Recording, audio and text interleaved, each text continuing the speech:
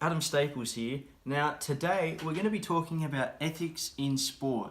And specifically, I want to draw your attention to the podcast, Does Sport Have Any Moral Value?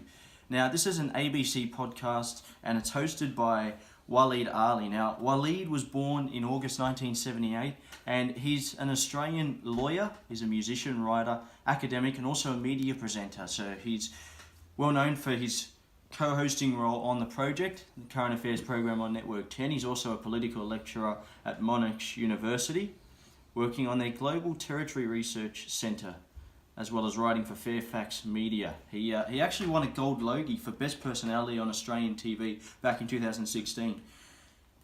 And alongside Waleed was Scott Stephens. Now, he's the online editor for religion and ethics on the ABC, and he's presented a two-part series of Life's Big Questions program for Compass. He's also been a guest presenter on Conversations with Richard Fidler on ABC Radio, and obviously he co-hosts the Minefield podcast alongside Waleed.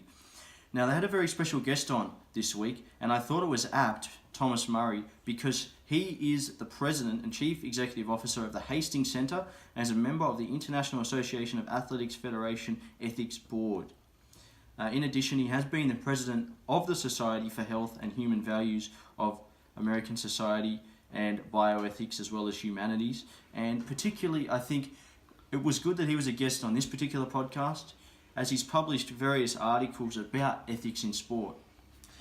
Well, the main topic in this edition of the podcast is whether sport has any ethical or moral value. So from the discussions in the podcast, it got me thinking about the ethical values we have towards sport. Now, it raises the question in my mind about whether we as Australians have elements of moral thinking in our attitude to sport, or does it just always have to be this win-at-all-cost mentality?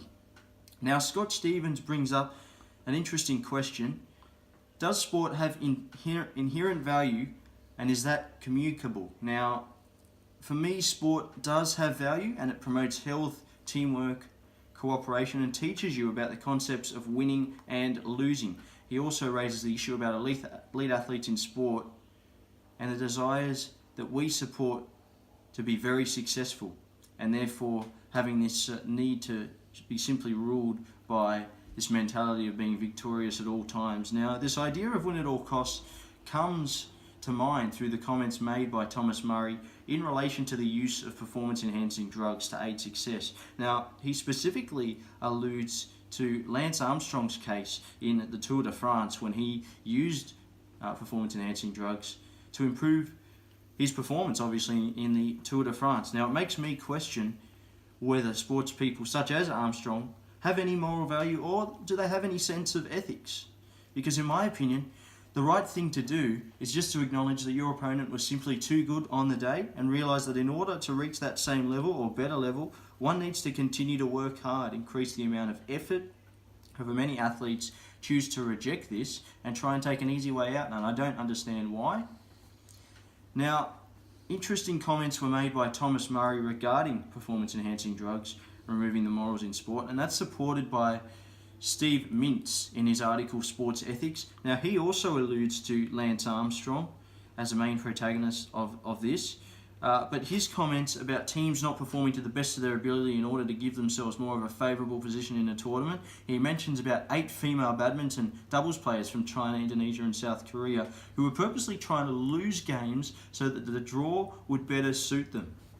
Now, another example of this was when Scott Stephens discussed the idea of gaining an unfair advantage through an unethical means. Now, an example of this was seen in the article presented by Kurt O'Hanson and Matt Savage, What Role Does Ethics Play in Sport?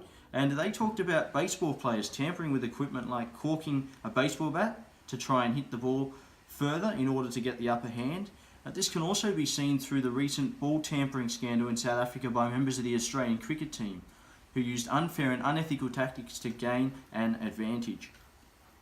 Now, Waleed brought up about salary caps in Australian sports, specifically in the National Rugby League, and what that means to moral value and ethical nature of sport in general. Now, does having a restriction on the amount of money you can pay players have a positive or negative effect on moral values in sport? That's a question that was raised by Waleed, and in my opinion, having a restriction on the salary cap does provide a more even playing field. However, it does have negative connotations because clubs will search for loopholes or ways around the salary cap to gain superiority over other clubs.